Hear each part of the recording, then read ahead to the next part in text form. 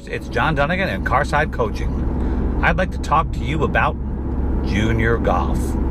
I am the proud parent of a wonderful young lady. Yes, I am 100% biased, and I do not deny that one tiny bit. But I have a kid who is just like her mom. She is deeply good. Somehow, she gets straight A's, which definitely doesn't run in the family. Plays softball, lovely pitcher, avid golfer, but not huge. She's getting into it more and more. In any case, she's a wonderful kid, and she has taught me a tremendous amount about parenting a junior golfer. My 36 years of coaching experience has taught me a tremendous amount about what to watch out for, and through what I've seen with other folks and their interaction with their kids. Rule number one, your child's performance at sport does not reflect your parenting ability, but their behavior does. 2, what do you think is the thing kids dislike most about sports? It's the car ride home, where they have to listen to all of the corrections and criticisms, and unfortunately seldom positive responses from the day. Well, you already have a coach for the kid. Let the coach coach. I think that we should simply support and be cheerleaders. Support means to hold up. When you are constantly going over what your kid did wrong, I'm not sure you're helping their confidence. And let me tell you what, I know one thing I want. I want my child to grow up a self-assured, confident person. Furthermore, just think about it, folks. We're chasing a white ball after we smack it as far as we can with a stick until we run out of balls or holes. How serious can this really be? My relationship with my kid is not worth ruining over a stupid sport, even if she wants to be a pro. It's just not worth it, and I've seen this happen, unfortunately, several times. I think it's very important that we don't get in these kids' way, that we don't overcoach them. With my own punk, and by the way, when you reach punk status with me, that's big. Punk is huge. I have a whole vocabulary. Well, here's the thing.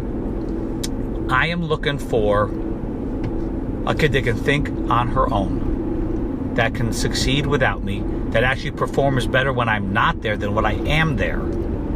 I am not ever, and I've even, my wife takes her to these tournaments. She's only played a few, but she's going to play more and more, and we've never given her much on course, if any, coaching. You know why? Whoever does the work does the learning.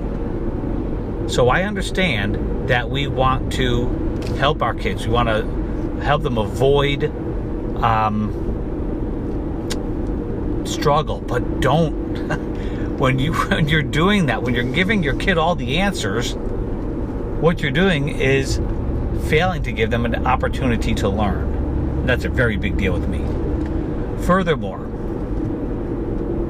the way you're doing it, if you're working with a coach like me, you might as well save it. You're paying me a lot of money to coach the kid. What you could do, perhaps, and what I do with a lot of my parents, is I recruit them. Okay, this is what we're working on. Keep an eye out for this. Hey, what's the practice schedule look like over there?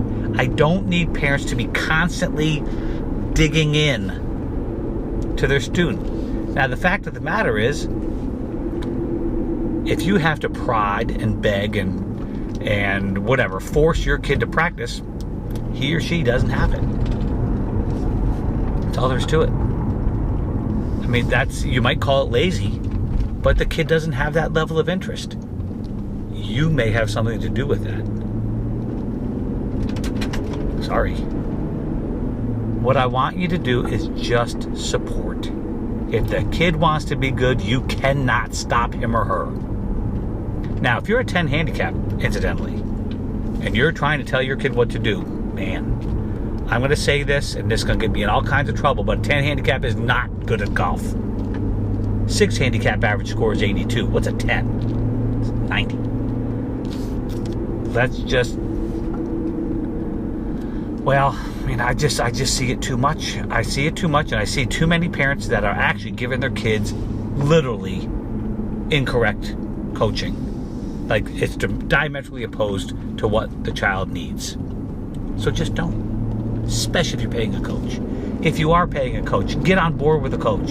And like I said, only review what's been going on. And there's nothing wrong with it. I say to my kids, golf lessons are expensive. This is a privilege. You know, I expect you, one, to have fun, but I also expect you to learn. I don't see anything wrong with having that approach. Nothing at all. They should know that, you know, there's a cost.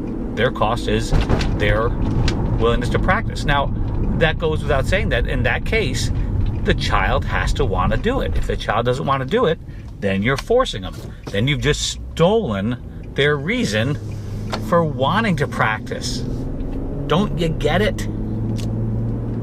Yep, it's hard. I understand that. One of my students back at the golf club shook his head. He goes, you know, I just played golf with my son and it hit me. I've done this all wrong. I watch you teach golf and I watch how much fun the kids are having with you.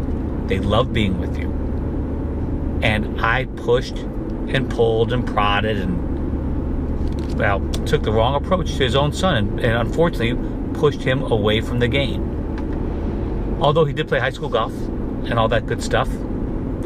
But it was a real late start just because the dad pushed a young man in the wrong direction. It's such a balance that we have to seek. It's tough, isn't it? So with my own daughter, I get a preemptive strike. Meaning if I see something that, oh, you know what? That could cause a longer term problem. I get to say that. But other than that, for the most part, she has to ask for help. Why is it going over there? And I'll try to help her learn why it's going over there, not just correct her. I do have an advantage. She's starting to play golf with one in particular of my super duper star young ladies who's 3 or 4 years older, 3 years older. And so she's seeing that young lady and how she handles instruction from me, and that seems to be working very, very positively in my daughter's favor.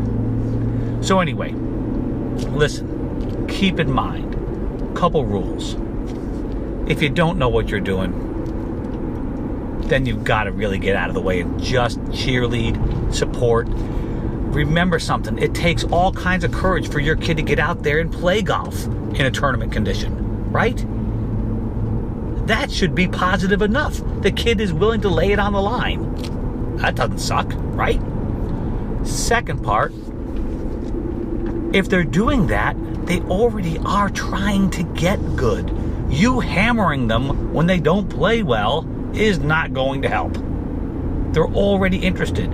So all I want you to do is, hey, stick with this. The 3 W's.